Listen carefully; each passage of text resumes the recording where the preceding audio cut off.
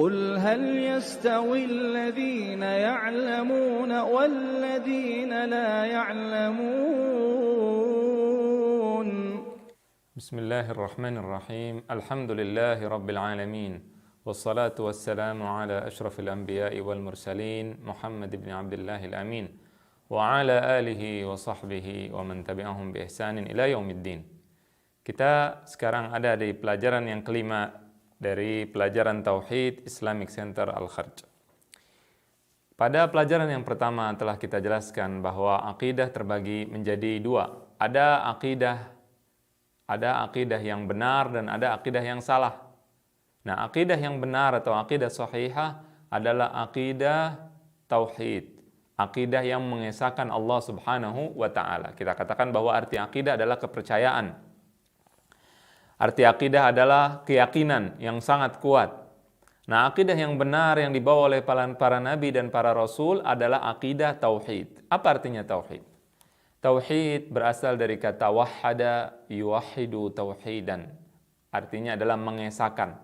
Mengesahkan siapa? Mengesahkan Allah Subhanahu wa taala. Qul huwallahu ahad. Katakanlah bahwasannya Allah itu adalah zat yang esa, yang tunggal. Jadi itu adalah tauhid. Jadi kita mengesahkan Allah Subhanahu wa taala dalam ibadah kita kepada Allah. Kita mengesahkan Allah Subhanahu wa taala di dalam keyakinan kita terhadap apa yang dilakukan oleh Allah Subhanahu wa taala dan semua yang menjadi kekhususan Allah Subhanahu wa taala. Dan ini disebut dengan akidah at-tauhid, dan ini adalah akidah yang dibawa oleh para nabi dan Rasulullah dan juga para rasul-rasul sebelum Nabi kita Muhammad sallallahu alaihi wasallam. Nah, akidah tauhid ini terbagi menjadi tiga. Jadi ada tiga pembagian dari akidah tauhid. Yang pertama disebut dengan tauhid ar-rububiyah. Kemudian yang kedua tauhid al-uluhiyah. Kemudian yang ketiga adalah tauhid al-asma wa sifat. Arti dari masing-masing pembagian ini atau nama-nama tauhid ini insyaallah akan kita jelaskan satu persatu. Akan tetapi sebelum saya menjelaskan satu persatu dari pengertian atau definisi tauhid tersebut, saya ingin menjelaskan bahwa ada sebagian orang yang mengkritik pembagian tauhid menjadi tiga. Ada yang mengatakan pembagian tauhid menjadi tiga tidak ada pada zaman terdahulu. Bolehkah kita membagi tauhid menjadi tiga bagian? Ada tauhid al-uluhiyah, ada tauhid ar-rububiyah, ada tauhid asma wa sifat. Bolehkah seperti itu atau tidak boleh? Nah, jawabannya adalah jika pembagian tersebut sekedar membagi untuk memudahkan saja agar kita bisa memahami tauhid ini dengan mudah, maka tidak ada masalah. Saya membagi untuk mempermudah saja. Namun jika tujuan membagi tauhid menjadi tiga adalah agar kita misalkan memasukkan orang kafir ke dalam Islam, memasukkan orang musyrik atau mengatakan orang musyrik bertauhid di dalam salah satu bagian tauhid, maka di sini tentunya bermasalah. Ya, jadi kalau ada tujuan-tujuan tertentu dalam pembagian tadi, maka ini adalah pembagian yang harus dilihat terlebih dahulu benar atau tidak pembagiannya seperti itu. Namun jika dimaksudkan adalah untuk mempermudah saja, maka tidak ada masalah sama sekali. Contohnya yang lebih mudah, misalkan ada seorang anak ketika ayahnya meninggal, dia mengatakan ayahku memiliki 3 harta. Ada uang, ada mobil, dan ada rumah. Nah, pembagian seperti ini tidak ada masalah. Anak-anak yang lain mendengarkan tidak ada masalah. Namun ketika anak yang terbesar mengatakan ayahku memiliki 3 harta. Yang pertama rumah, yang kedua mobil, dan yang ketiga uang. Namun yang uang semuanya milik saya. Di sini baru ada masalah. Kenapa? Karena dia mengatakan bahwa uang tersebut milik dia. Maka ini menunjukkan bahwa pembagian tersebut ada maksud-maksudnya yang tertentu. Maka di sini dikritik dan juga dipelajari dan diteliti benar atau tidak bahwa uang tersebut miliknya atau bukan. Nah, begitu juga dalam pembagian tauhid. Insyaallah akan saya jelaskan arti-arti daripada tauhid rububiyah, yang kemudian uluhiyah, kemudian asma wa sifat, kemudian kita akan membahas lagi tentang pembagian tersebut agar kita bisa lebih mendalam memahami pembagian tauhid ini. Yang pertama, bagian dari tauhid adalah tauhid ar-rububiyah, disebut dengan tauhid ar-rububiyah. Apa artinya tauhid ar-rububiyah? Yaitu meyakini bahwasannya Allah Subhanahu wa taala adalah yang memberi rezeki, Allah yang menciptakan dunia, Allah yang memberikan kita keturunan, Allah Subhanahu wa taala yang mengatur alam semesta dan seterusnya. Itu disebut dengan ar-rububiyah. Atau bisa kita definisikan dengan lebih jelas, yaitu tauhid rububiyah artinya adalah tauhidullah ta'ala bi af'alihi, yaitu mengesahkan Allah dengan perbuatan-perbuatan Allah. Apa maksudnya perbuatan-perbuatan Allah? Tadi saya contohkan Allah Subhanahu wa taala menciptakan langit dan bumi. Allah Subhanahu wa taala menurunkan hujan. Allah Subhanahu wa taala menciptakan kita. Allah mengatur alam semesta. Kalau kita tanya, siapa yang mengatur alam semesta? Jawabannya Allah. Siapa yang memberikan keturunan? Allah. Siapa yang menurunkan air hujan? Allah. Siapa yang membangkitkan orang mati? Allah. Siapa yang menghidupkan orang mati? Allah. Siapa yang membuat seseorang menjadi kuat? Allah Subhanahu wa taala. Siapa yang membuat tumbuhan menjadi tumbuh? Allah Subhanahu wa taala. Maka kalau kita tanya siapa dan jawabannya Allah, itu disebut dengan tauhidur rububiyah. Itu disebut dengan tauhid ar-rububiyah. Nah, kalau ini diketahui, maka tauhid ar-rububiyah ini intinya adalah kita mengesahkan Allah Subhanahu wa taala dalam semua perbuatan-perbuatan Allah tersebut. Bedanya antara tauhid dengan syirik. Jadi ada istilah syirik, ada istilah tauhid. Apa artinya syirik? Syirik artinya adalah menduakan Allah Subhanahu wa taala, menduakan Allah Subhanahu wa taala. Itu artinya syirik. Syirik dalam rububiyah artinya adalah kita mensifatkan Allah dengan sifat makhluk, atau juga mensifatkan makhluk dengan sifat Allah. Ya, jadi permasalahan di dalam tauhid rububiyah, ini pembagian yang pertama ini adalah ketika kita mengingkari yang merupakan perbuatan-perbuatan Allah, kita ingkari. Ini disebut dengan ingkar fir rububiyah. Contohnya, misalkan seseorang mengingkari bahwa yang menciptakan dunia dan seisinya adalah Allah. Seseorang mengingkari bahwa yang menghidupkan dan mematikan adalah Allah. Dia mengingkari bahwa yang memberikan keturunan adalah Allah. Mengingkari bahwa yang menurunkan hujan adalah Allah Subhanahu wa taala. Ini namanya ingkar terhadap rububiyah, ingkar. Nah, ini penting untuk dicatat, ingkar. Yang kedua adalah yaitu menduakan Allah. Dia meyakini bahwasannya Allah, atau dia mempercayai bahwasannya Allah Subhanahu wa taala yang menciptakan langit dan bumi, akan tetapi dia mengatakan ada zat lain yang juga menciptakan langit dan bumi. Siapa? Yesus kah, Buddha kah, Hindu kah, dan sebagainya. Ya, dewa-dewanya maksud saya, dewa-dewa Hindu dan sebagainya. Ini namanya syirik di dalam rububiyah. Dia tidak mengingkari, tapi dia syirik. Nah, orang-orang kafir Quraisy di sini dikatakan di dalam bukunya dikatakan bahwasannya kaum musyrikin, orang Yahudi, orang Nasara, orang Sabi'in, penyembah bintang dan Majusi, tidak ada yang mengingkari tauhid ini. Betul, tidak mengingkari. Jadi tidak mengingkari bahwasannya Allah yang menciptakan langit dan bumi dan sebagainya. Yang mengingkari adalah kaum ateis. Orang komunis mengingkari. Dia mengatakan bahwa dunia tercipta dengan sendirinya. Itu ingkar terhadap rububiyah. Namun orang-orang kafir, orang musyrik, orang Kristen dan sebagainya, mereka tidak ingkar namun musyrik di dalam rububiyah, menduakan Allah Subhanahu wa taala di dalam rububiyah, Orang-orang Kristen, orang kafir, orang Hindu, orang Buddha dan sebagainya, orang kafir jahiliyah, mereka mempercayai bahwasannya Allah yang menciptakan langit dan bumi, namun mereka memiliki keyakinan bahwa yang menciptakan langit dan bumi selain Allah ada lagi zat lain. ada lagi yang meyakini bahwasannya ada lagi yang zat-zat lain yang mengatur dunia dan segala isinya. Makanya mereka berkeyakinan ada dewa matahari, ada dewa penurun hujan, ada dewa ini dan dewa itu yang memiliki kekuatan seperti Allah Subhanahu wa taala. Dan ini adalah inti kesyirikan, yaitu mensifatkan makhluk dengan sifat Khaliq atau dengan sifat Allah Subhanahu wa taala.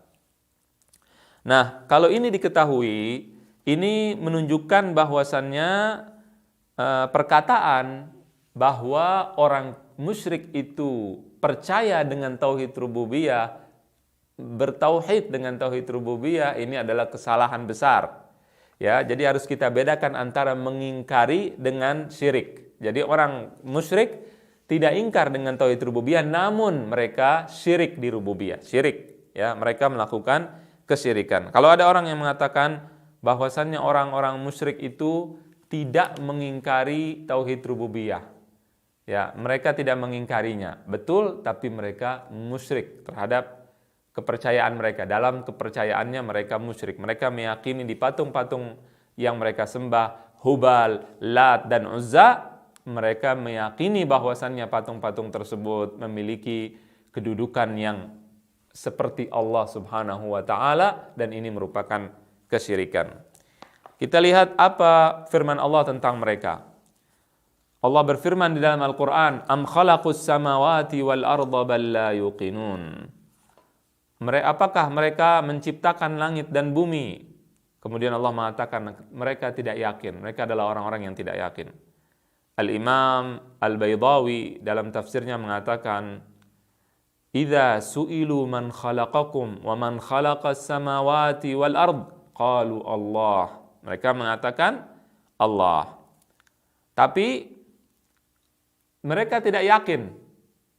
Mereka tidak yakin bahwasannya Allah benar-benar yang menciptakan langit dan bumi. Idz law ayqanu dzalika lama a'radu an ibadatih. Kalau mereka yakin, mereka tidak akan berpaling daripada menyembah Allah Subhanahu wa taala. Kemudian juga Allah berfirman di dalam Al-Qur'an, Balhum fi syakki yal'abun. Mereka di dalam keraguan. Jadi orang-orang kafir ini dalam keraguan. Oleh karena itu tidak benar, saya ulangi sekali lagi, mengatakan bahwasannya orang musyrik itu bertauhid rububiyah, salah. Ya, di sini dikatakan di dalam tafsir, la yaquluna ma yaquluna an jiddin wa id'an bal makhlut bihiz'in wa la'ib. Mereka tidak mengatakan perkataan mereka dengan benar-benar keyakinan, dengan sungguh-sungguh, akan tetapi dengan permainan. Jadi mereka orang-orang kafir jahiliyah, betul mereka percaya bahwa Allah yang menciptakan langit dan bumi, betul. Tapi mereka juga kadang-kadang tercampur kepercayaannya tersebut dengan permainan dan juga dengan senda gurau dan juga dengan cacian dan makian. Kemudian Allah Subhanahu wa taala berfirman di dalam Al-Qur'an Al-Karim, Allah berfirman, "Wa la in sa'altahum man khalaqas samawati wal arda la yaqulunna Allah, qulil hamdulillah bal aktsaruhum la ya'lamun." Allah berfirman, kalau kalian bertanya kepada mereka siapa yang menciptakan langit dan bumi, siapa yang menciptakan langit dan bumi, niscaya mereka mengatakan Allah. Katakanlah segala puji bagi Allah, akan tetapi kebanyakan mereka tidak mengetahuinya. Jadi ini merupakan dalil-dalil bahwasannya mereka sebenarnya tidak ingkar bahwa Allah yang menciptakan langit dan bumi. Ya, tapi masalahnya mereka tidak beriman dengan keyakinan yang nyata, dengan keyakinan yang benar dan yang pasti. Seperti mungkin kita sekarang kalau kita melihat mereka siapa? Mereka seperti orang Kristen. Mereka seperti orang Buddha, orang Hindu dan sebagainya. Kalau ditanya siapa yang menciptakan langit dan bumi, mereka mengatakan Tuhan yang satu, yang esa. Ya, atau sebagian orang Islam yang KTP, yang tidak sholat, yang tidak percaya dengan hukum Islam, yang tidak mau menjalankan Islam, mereka KTP-nya Islam. Kalau ditanya siapa yang menciptakan langit dan bumi, tidak ada masalah bagi mereka untuk mengatakan Allah saja. Allah yang menciptakan langit dan bumi. Tapi mereka tidak yakin, tidak beramal dan tidak berbuat untuk tersebut.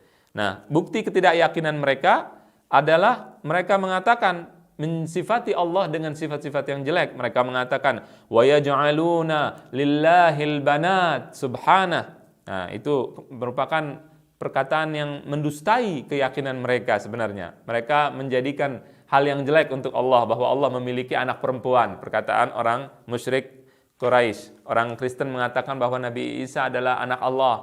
Kemudian Yahudi mengatakan Uzair anak Allah. Kemudian juga Abu Sufyan berkata, "U'lu Hubal, ya Hubal, tinggilah engkau wahai Hubal." Ya, pada saat memerangi Rasulullah SAW. Di sini ini menunjukkan bahwa ia musyrik di rububiyah. Bahwasannya Abu Sufyan dan kelompoknya musyrik dalam rububiyah. Kemudian juga mereka mengancam Rasulullah SAW untuk mencaci maki Allah. Kalau mereka beriman dengan iman yang benar, tentunya mereka tidak akan berani untuk mencaci maki Allah. Maka Allah berfirman, "Wala tasubbul ladzina yad'una min dunillah fayasubbullaha adwan bighairi ilm." Jangan-janganlah kalian mencaci maki orang-orang yang menyembah selain Allah, nanti mereka akan mencaci maki siapa? Allah Subhanahu wa taala. Tanpa ilmu tentunya. Ini menunjukkan bahwa mereka imannya bukan iman yang benar, bukan iman yang sempurna. Kemudian Allah berfirman, "Za'amal ladzina kafaru allai yub'atsu." Orang-orang kafir itu menganggap bahwa mereka tidak akan dibangkitkan, dan ini membatalkan tauhid rububiyah mereka, membatalkan keimanan mereka. Kemudian juga ketika disebut nama Allah, mereka tidak suka. Wa idza dzukirallahu wahdahu isma'azzat qulubul ladzina la yu'minuna bil akhirah. Dan jika disebut nama Allah, maka hati orang-orang yang tidak beriman dengan hari akhir itu tidak suka, sangat jijik dan geli ketika disebut nama Allah Subhanahu wa taala. Kemudian mereka Allah menceritakan tentang mereka. Allah berfirman, "Wa ja'alu lillahi mimma dzara'a minal harthi wal an'ami nasiban faqalu hadza lillahi bizamihim wa hadza li syurakaina fama kana li syurakaihim fala yasilu ila Allah wa ma kana lillahi fa huwa yasilu ila syurakaihim sa'a ma yahkumun." Dan mereka orang-orang kafir itu menjadikan sebagian hasil panen mereka untuk Allah dan sebagian lagi untuk sekutu-sekutu Allah. Jadi mereka di sini menyamakan antara Allah dengan sekutu-sekutu mereka. Jadi menyamakannya bukan hanya di dalam menyembahnya, tidak, tapi dalam keyakinan di rububiyah. Oleh karena itu perkataan orang yang mengatakan orang kafir semuanya beriman dengan tauhid rububiyah, ini perkataan yang salah. Maka di sini di buku ini dikatakan catatan, tauhid rububiyah belum bisa memasukkan manusia ke dalam agama Islam, melainkan jika menyertakan pula tauhid uluhiyah. Di sini kita katakan bahwa tauhid itu satu, pada hakikatnya semua satu. Ya, pembagian itu bukan pembagian yang membeda-bedakan. Jadi seseorang ketika dia berrububiyah dia muslim.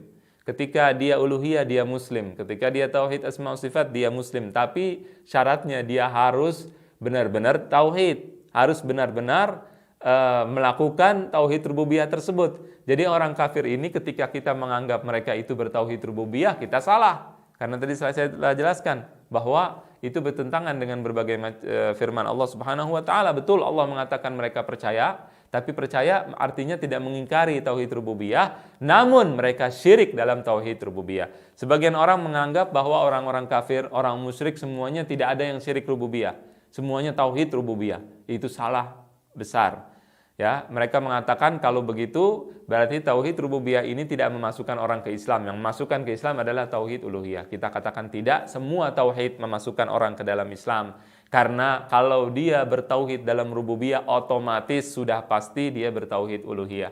Kalau dia bertauhid uluhiyah, maka sudah pasti dia juga otomatis bertauhid rububiyah. Mudah-mudahan ini jelas dipahami. Mungkin sebagian belum mengerti apa itu tauhid uluhiyah. Sekarang akan kita jelaskan insyaallah ta'ala setelah pelajaran ini apa yang dimaksud dengan tauhid al-uluhiyah. Demikian, wa sallallahu wa sallam wa baraka ala nabiyyina wa habibina wa syafi'ina Muhammad wa ala alihi wa sahbihi ajma'in. قل هل يستوي الذين يعلمون والذين لا يعلمون